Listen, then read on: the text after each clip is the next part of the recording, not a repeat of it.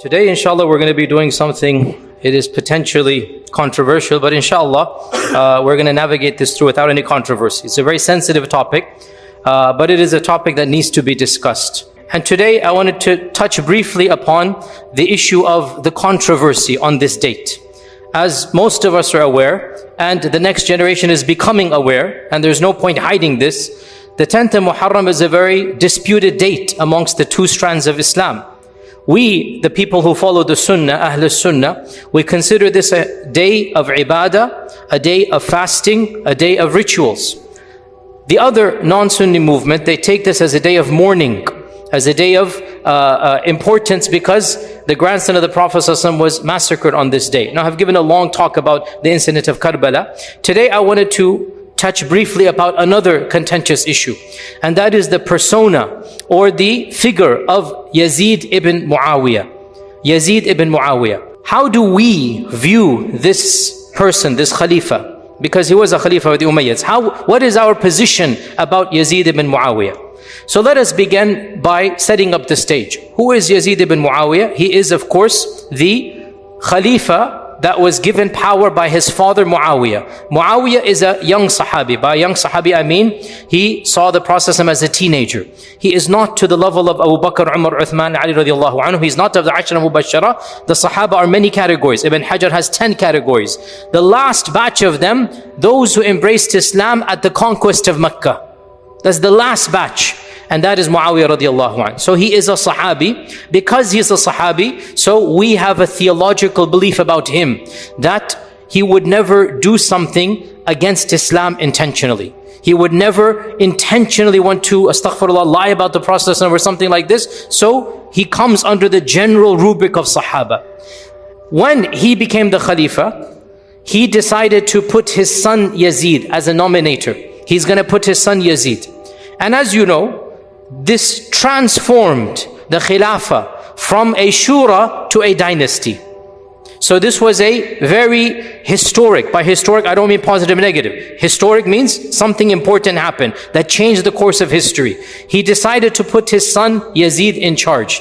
Many of the senior companions during Muawiyah radiallahu anhu's lifetime objected to this. They did not give the oath of allegiance, including Abdullah bin Umar, including Abdurrahman ibn Abi Bakr, including Abdullah ibn Zubayr. These are all sons of the senior Sahaba. They refused to give the oath of allegiance to Yazid when Muawiyah was alive. Soon as Muawiyah passed away, Ibn Zubayr, as you're aware also, he broke away. He established his own caliphate. And Hussein as well marched to Karbala and wanted to fight against Yazid. Yazid sent his forces, and Hussein radiallahu anhu was killed. A very, very huge tragedy. No Muslim is happy at the massacre of Karbala. No Muslim defends the death of Hussein radiallahu anhu. Our hearts are grieved and sad that the ummah of the Prophet ﷺ surrounded the grandson of the Prophet ﷺ. Members of the ummah surrounded the grandson of the Prophet ﷺ, laid siege to women and children, including the grandson, including the great-grandsons of Fatima and granddaughters of Fatima are in that caravan, and eventually massacred many dozens of men, and all of the women were taken prisoner and then eventually set free and sent back to Medina. It is a tragedy according to all interpretations of Islam. The question, what is the role of Yazid in this tragedy? And how much blame does he have? So we began by saying that Yazid ibn Muawiyah is not a companion. That's the first point. Hence, he didn't see the Prophet. He was born after the Prophet. Hence, there is no theological status given to the children of the Sahaba. It's a very important point. The children of the Sahaba are completely normal. Some are good, some are bad. Doesn't matter. In fact, FYI, you can look up the books of history. The main general that was involved in the massacre of Karbala was one of the sons of Sa'd ibn Abi Waqqas. Big tragedy. He's not a companion. The son of Sa'd ibn Abi Waqqas, Umar ibn Sa'd ibn Abi Waqqas, was actually the general who was besieging Hussein radiallahu anhu. The children of the Sahaba are not special status. Some are good and some are other than this. So Yazid is a child of somebody who saw the Prophet ﷺ. It doesn't give him any special privilege. Now also, of the things about Yazid as well, is that a number of things happened in his khilafah that compounded his notoriety in history. Not just this. Al-Dhahabi mentions his khilafah began, he was only khalifa for 2.5 years, very short period of time, barely 3 years. In those 3 years, 3 tragedies, one after the other, each one of which is a huge tragedy. Imagine happening in one caliphate, in one reign. His khilafah begins with the massacre of who? Hussein. That's how his khilafah begins.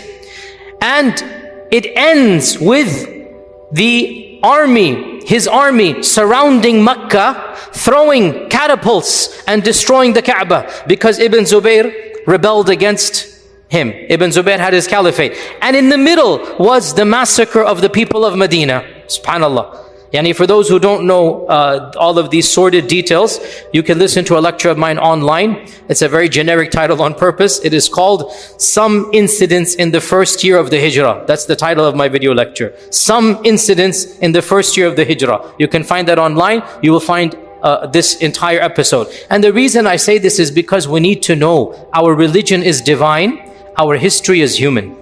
Our religion is divine, our history is human. And having a khilafah and having political independence, there's a lot of perks, a lot of positives. But just because we have political independence doesn't mean we're going to be Jannah on earth, everything will be rosy. No. We have sometimes the worst massacres and the most brutal things happen under a khilafah. All of this happened under a time when the khilafah was actually pretty strong, yet still so many things happen. So yes, to have political independency is good, but we should not romanticize this notion of just because we'll have a khilafah, all problems will be solved. It doesn't work that way. Read history and you will understand this reality. In the first century of the Hijrah, in this time frame, 3 things happened. The massacre of Hussein radiyallahu an, the plunder of Medina, which was a very brutal plunder. 3 days and 3 nights, the forces of Yazid were killing and looting and raping and pillaging the entire city of Medina. And then after that, the army goes to Mecca and wants to fight Ibn Zubayr, and they throw catapults against the Kaaba. And the only reason they stop, Yazid passes away, dies, the news comes to the army, so the army cannot continue. That's why they go back, and Ibn Zubayr is given a respite of another few years, so he remains in Mecca as another potential rival for many, many years, until finally he is brutally killed by Hajjaj ibn Yusuf, and that is, I also spoke about that in another lecture that I have given. So another point we need to know that Yazid's time frame, as Imam al-Dhahabi says, there was no barakah in it. It began with the massacre of Hussein, it ended with the destruction of the Kaaba, and in the middle was the pillage of Medina. What an evil legacy overall. And because of this, from the beginning of time, the majority of people did not like this persona. The vast majority of people did not like this persona. Now, one other point needs to be added before I go over the spectrum, and that is, some people say that Yazid comes under a hadith in which the Prophet ﷺ said, hadith is in Bukhari, the Prophet ﷺ said that أَوَّلُ جَيْشٍ مِّنْ أُمَّتِي, the first army of my ummah that shall besiege the city of Constantinople shall be forgiven. This hadith is in Bukhari. أَوَّلُ جَيْشٍ يَغْزُو مَدِينَةَ قَيْصَرٍ, the city of Qaysar is Constantinople. The first army that is gonna besiege the city of Qaysar shall be forgiven. And a number of early and medieval historians, they said, and they made the claim, Yazid was the leader of that jaysh. And that was the jaysh, or the army, that Abu Ayyub al-Ansari was a part of. And Abu Ayyub al-Ansari passed away. Okay, pause here, footnote. Abu Ayyub al-Ansari, the famous companion whom the Prophet ﷺ lived with when he migrated to Medina. Where is his qabr? In the modern city of Istanbul. In Istanbul today, you can go and visit his alleged qabr, right? How did his grave end up in Istanbul? How did Abu Ayyub al-Ansari's grave end up in Istanbul? How? Because he was a part of the army that besieged Constantinople, but they were not successful. Now, the claim is that Abu Ayyub al-Ansari's army was led by Yazid, and therefore Yazid comes under the hadith that the whole army shall be forgiven. And many of the scholars who were sympathetic to the persona of Yazid, they used this hadith. And to respond back to this point, actually, Ibn Jarir al-Tabari and Ibn Asakir and Khalifa ibn Khayyat and others, they mention a fact that seems to have overlooked some of these great giants with utmost respect to them. And if I point out this, it doesn't mean I'm disrespecting the camp who said this, but it is a historical fact. Actually, Yazid was the commander of the second army, not the first. And this is well known. At-Tabari mentions this. If you look up the history of At-Tabari, he says in the year 45 Hijrah, Abdul Rahman ibn Khalid ibn al-Walid, the son of Khalid ibn Walid, led an expedition to Constantinople, and it had in it so-and-so of the Sahaba. Then in the year 49 Hijrah, Yazid led an army, and in it was Abu Ayyub al-Ansari. Ayyub al-Ansari passed away. So Yazid is not the commander of the first army that went to Constantinople. So this is something you could look up historically, and those who claim so, utmost respect, they seem to have overlooked there was one army that went before. Hence, that hadith does not apply to Yazid. Now, other scholars point out, even if you want to say that this is a generic hadith, this does not mean that every single person will automatically be forgiven. Rather, the hadith is general, and there can be specific exceptions. And especially when somebody does extreme dhulm, like this person did, doesn't mean we take a general hadith and use it to forgive specific dhulm. Nonetheless, these are generic points to point out that. What am I trying to say before I get to the actual lecture here?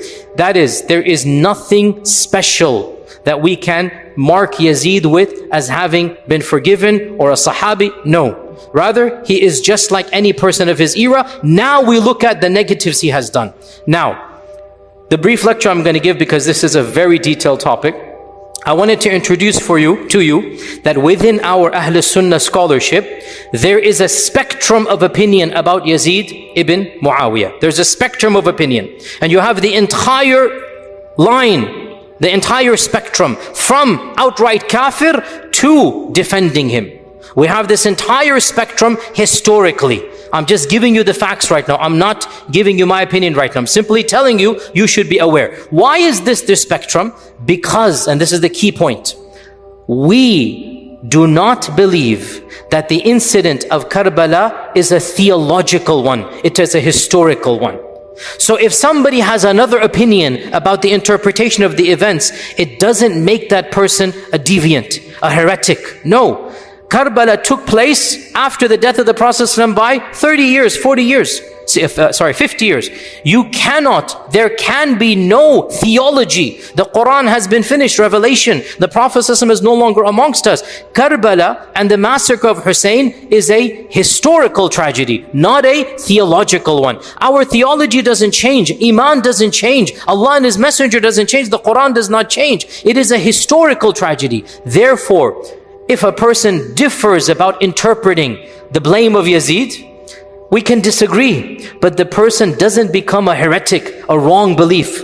You understand the point here, right? From our perspective, the tragedy of Karbala is not something that is a part of our theology. It's a historical tragedy. And therefore, if a person disagrees about what percentage of blame to give to Yazid, because that's really the question. That's really the question. The question is not, was it good to massacre? A'udhu billah. Nobody says this. Nobody says this. Everybody is angry and curses the actual killers of the Prophet ﷺ's grandson. Who can possibly sympathize with them? No Sunni, much less anybody else, is going to sympathize with them. The question is, what percentage of the blame is on Yazid? How much did he know? How much did he command? How much was he tacitly aware? Or was he innocent completely and it happened and he didn't want it to happen? You understand the question here, right? Depending on how you answer that question, you will get the spectrum of opinion, right? And we do not say that this is a theological question. It's a historical question. So if a person has a different analysis, if somebody says Yazid is 100% guilty, well then that person is going to curse Yazid. Right? And if somebody says, no, Yazid did not command it. Rather, this was Ibn Ziyad who did it, the governor of Iraq, not Yazid himself. Yazid is in Damascus. Ibn Ziyad is in Kufa, the governor. So the governor and the Khalifa, there's no phone call, there's no WhatsApp and messages. It'll take 3 weeks for the messages to come. So if somebody says, Yazid did not command the killing, Ibn Ziyad commanded it, then he's going to get angry at Ibn Ziyad and he's going to say, Ibn Ziyad is the governor, he's going to say Yazid is faultless. in our understanding, as we said, whatever position you hold, you can agree or disagree, you are not an evil person for historical analysis. As long as we agree that the killing of the Prophet's grandson is a major sin, it is one of the worst crimes, no doubt. We all agree to this. But who's guilty? Now, with this caveat, with this intro, inshallah ta'ala, let us go over the quick spectrum. And of course, I have a much longer lecture online. This is just to introduce you. We'll begin from the far right. Who is the far right? Those who excommunicated Yazid. They said he's a kafir, he's not even a Muslim. And you have small groups here. The far right, the far left, minority opinions. So those who said he's a kafir, they're very few in number. Of them is the historian Al-Mas'udi. He's not a theologian, and in fact some say he's not even Sunni. Mas'udi could be from the other group, but he's a famous historian. Mas'udi has a remark that says, let me quote it for you, even Fir'aun was more just amongst his people than Yazid to the Muslims. Yazid is worse than Fir'aun. Okay, so he's completely excommunicating him. You have also Ibn Aqil al-Hanbali, consider him to be a non-Muslim. Al-Alusi, the famous Mufassir. Al-Alusi, great scholar of tafsir, mainstream Sunni. He said that the one who killed the grandson of the Prophet ﷺ, it is not possible that he has Iman. Not possible. Just like he said, if somebody threw the Mus'haf on the ground, and he knows it's the Mus'haf, are you going to say he's a Muslim? No. So too, the one that intentionally killed, and then he says that Yazid gave the command. So if you believe Yazid gave the command, you believe this, then you are going to go to the position of he's not a Muslim. But this is a small minority opinion. Another opinion, which is more mainstream, is that he is an evil Muslim and we should curse. We should put Allah's la'na. The general rule, we don't give la'na on another Muslim, right? The general rule, we do not say Allah yal'anak or la'natullahi alayk. We don't say this. But a group of scholars said, we should curse Yazid. Exceptions are made, and Yazid is one of those exceptions. And this is a very well-known opinion. And we have, for example, Abu Ya'la, the famous Hanbali scholar, allowed this. The famous Shafi'i scholar, Ilkiya al-Harrasi, he was very explicit in this regard. He said, so-and-so has two opinions. You should curse, you should not curse. So-and-so has two opinions. You should curse, you should not curse. As for me, I have one opinion. It is wajib to curse. I'm going to curse Yazid. So you have this opinion as well. The famous theologian At-Taftazani, who wrote a book of Aqaid At-Taftazani, he put it as a point of Aqidah, a Sunni Aqidah, that we are going to curse Yazid ibn Muawiyah. So you have a position that you're going to curse him. Ibn al-Jawzi, the famous Hanbali alim, mufassir, sheikh, and historian. Ibn al-Jawzi is an all-rounder. He's one of the luminaries, died 595. Ibn al-Jawzi wrote a booklet, and in that booklet, the point of the booklet to prove that we're supposed to curse Yazid ibn Muawiyah. So we have that opinion. It is fairly mainstream. Now, the next on the spectrum, so you have, we curse him. The next on the spectrum, we strongly criticize, but we don't say la'natullah. We don't use la'na. We strongly criticize, but no need to give Allah's la'na on a person who said the kalima. Whatever his crime, no need to say the la'na. This position, perhaps I would say, is the majority opinion of Ahl Sunnah, historians and theologians. If you look at and compile, and I've done my little bit of research in this regard, in my humble analysis and opinion, this is the majority of our scholars. They are on this wavelength. We don't like Yazid. There is no defense of Yazid. We criticize Yazid. We harshly criticize Yazid. But there's no need to invoke la'na on anybody who says the kalima. And this is the position of many scholars. Ibn Asakir, Ibn al-Athir, Ibn Taymiyyah has many times said this. Ibn Taymiyyah said that people went to extremes with regards to Yazid. Some defended him, and some considered him to be a saint, and the others considered him to be a kafir, and said you must give la'na. And he goes, as for us, Yazid was a king amongst the kings, and he has many evil things that he has done, and of his biggest crimes, according to Ibn Taymiyyah, is that he did not reprimand the killers of Hussain. Ibn Taymiyyah's analysis is that Yazid did not command the killing of Hussain. But when the news reached him, he did not punish the perpetrators.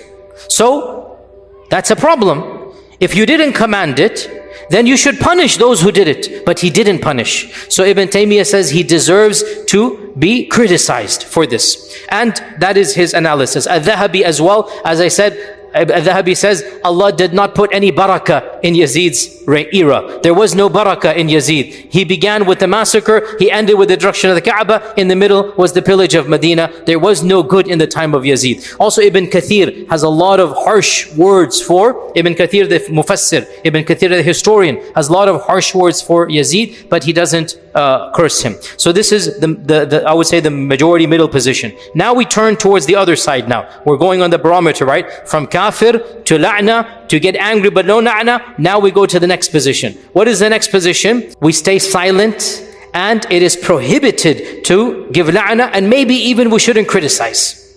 Maybe we shouldn't criticize. So this is the position of a number of scholars, most famously Imam al-Ghazali. Imam al-Ghazali had this position, that we should be silent and not criticize, and definitely don't give la'na to Yazid. Also Imam al-Nawawi had the same opinion, that we leave his affair to Allah subhanahu wa ta'ala, and we should not give la'na to any Muslim. So they were very much opposed to criticizing, and just be silent and don't give any la'na. So this is one position. Then we get to the final opinion, or the final spectrum. What is the final spectrum? Did anybody defend Yazid?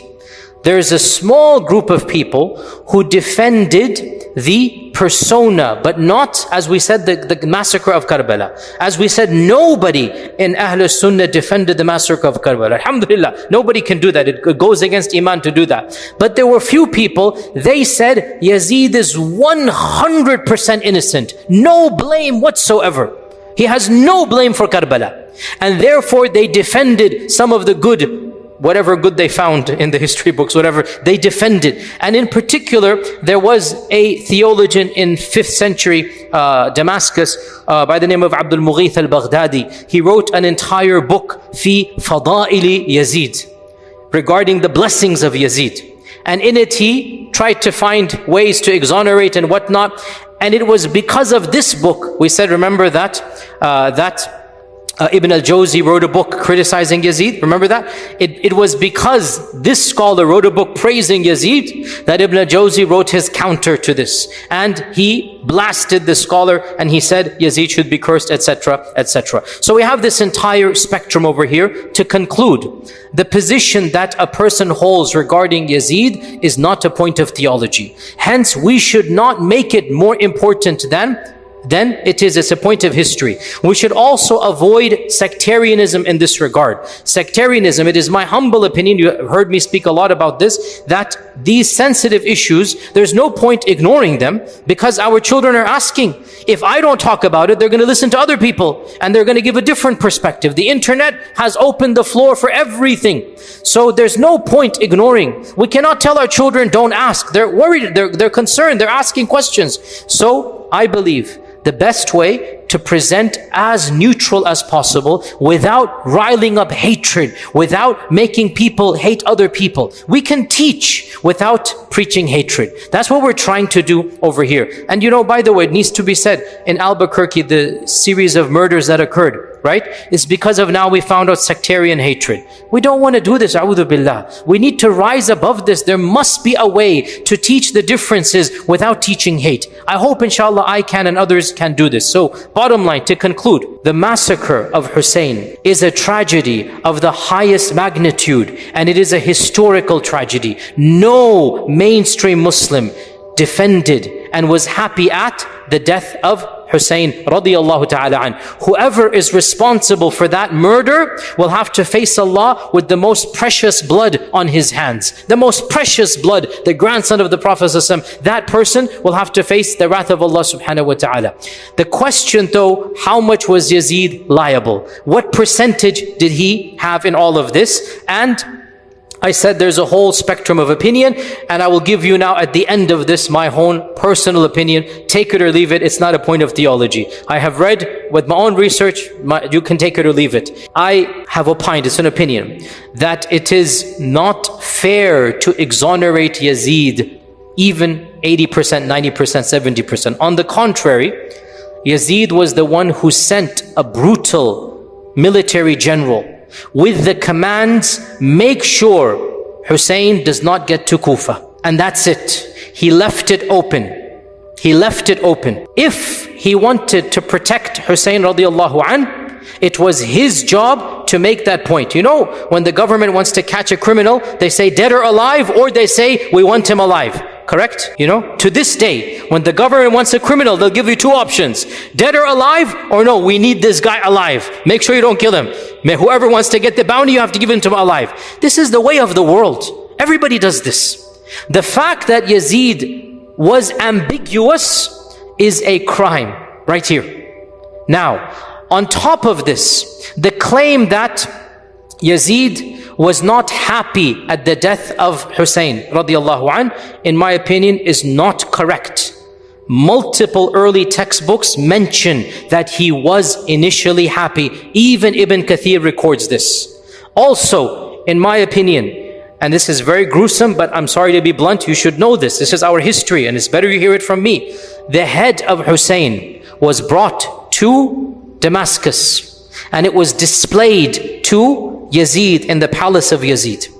And Yazid poked it with a stick. And one of the Sahaba stood up and in anger said, "How dare you poke the face of the grandson of the Prophet? I saw the Prophet kiss that very face, and here you are poking it." I'm sorry, we have to be clear here. How can this person be defended? I'm not saying you have to give la'nah, but there is no question that this is a person who will have to answer to Allah. On top of this, if you know what happened in Medina and the evils that happened for 3 days and 3 nights at the explicit command of Yazid, and you know that he told them to attack the Kaaba, how can you have any sympathy for such a person? My position is that of Imam Ahmad ibn Hanbal, and with this we conclude. Imam Ahmad ibn Hanbal was asked by his son Salih. His son Salih asked him that, "Do you narrate hadith from Yazid?" He said, "How can we narrate from a fasiq? How can we narrate from him?" So he said that, "So you're saying we don't have any love for Yazid?" And Imam Ahmad said, "Can anybody of Iman have love for the one who commanded what he commanded? Can you have love for this tyrant? Wallahi, we get angry when the tyrants kill people in masajid, when the tyrants do things in our modern lands, right? How about somebody killing the grandson, somebody attacking Makkah, somebody attacking Medina? Both holy cities were attacked explicitly at his command. Explicitly. And the attack of Makkah and Medina, no ambiguity. You know, Yazid, okay, I admit he didn't say kill Hussein, but he left it open, and when it happened, he showed happiness. As for Makkah and Medina, there is no ambiguity. He said attack Medina and do as you please for 3 days. He said attack Makkah and get rid of Ibn Zubayr. Khalas, he has made the haram halal. The haram of Makkah and Medina. Why is it called haram? It's sacred. He made it halal. So Imam Ahmad said, how can anybody of Iman love this person? That's what I agree with. Then his son said, so then should we curse him? And Imam Ahmad said, have you ever heard me, my tongue being vulgar and saying, la'natullah, la'natullah? Have you seen this adab from me? That's not my adab. I don't need to do this. We leave his affair to Allah, but there is no love in my heart at all for this person. And what he did, he has to answer to Allah subhanahu wa ta'ala for. And the one who curses, I understand. And the one who follows Imam Ahmad, I personally sympathize. But the one who defends or goes to the other extreme, in my eyes, I don't agree with this, but he doesn't become a heretic. He doesn't become somebody who has a wrong opinion because his analysis is different than my analysis. And with this, inshallah, I hope that I have clarified some points. I know other questions will be raised, but inshallah, maybe we'll answer them in another lecture. And I encourage you to listen to a number of lectures I've given online, and I've given you the references in my library chats.